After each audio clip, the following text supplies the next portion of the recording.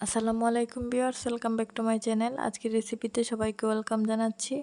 আজ আমি আপনাদেরকে শেয়ার করব করলা ভাজি রেসিপি।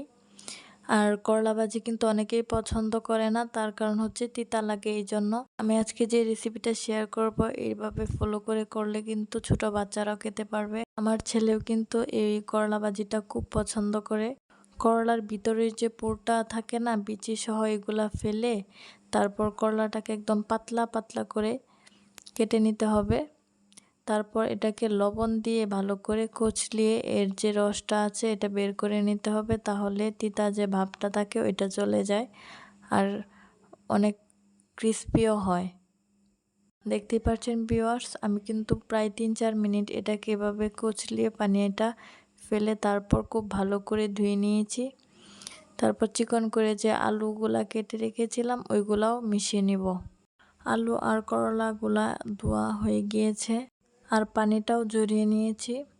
এরপর একটা কড়াই বসিয়ে এর মধ্যে তেল দিয়ে দিব। এখানে আমি 3 টেবিল চামচের মতো তেল দিয়েছি। আর পেঁয়াজটা কিন্তু একটু বেশি দিতে হবে।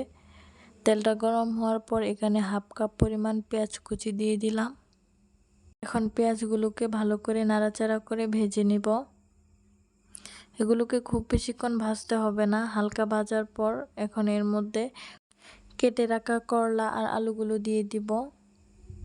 সবগুলো দেওয়া হয়ে গেলে এখানে কিছু মশলা অ্যাড করতে হবে। এখানে আমি হাফ চামচের মতো হলুদের গুঁড়া আর হাফ চামচ ধনিয়া গুঁড়া, স্বাদ মতো লবণ দিব, আর কিছু কিন্তু দিব না।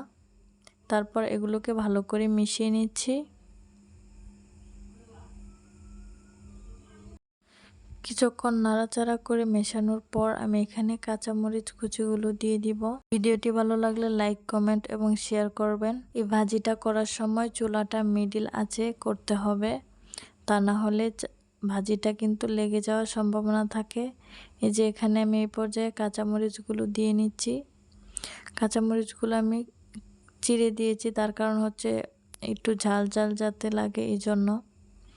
আবার আপনারা ঝাল পছন্দ না করলে কিন্তু কাঁচামরিচ চেরার দরকার নেই, এভাবেই দিতে পারেন। তো এভাবে নাড়াচাড়া করে আমি ভেজে নিব।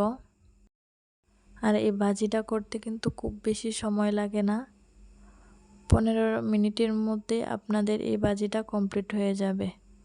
দেখতেই পাচ্ছেন ভিউয়ার্স, আমার ভাজিটা কি পরিমাণ ক্রিস্পি হয়েছে আর খেতেও কিন্তু দারুণ লেগেছিল। আমার ভিডিওটি ভালো লাগলে লাইক, কমেন্ট এবং শেয়ার করবেন, আর অবশ্যই চ্যানেলটিকে সাবস্ক্রাইব করতে ভুলবেন না। ইনশাল্লাহ দেখা হবে নতুন কোনো ভিডিওতে, নতুন কোনো রেসিপি নিয়ে। আল্লাহ হাফেজ।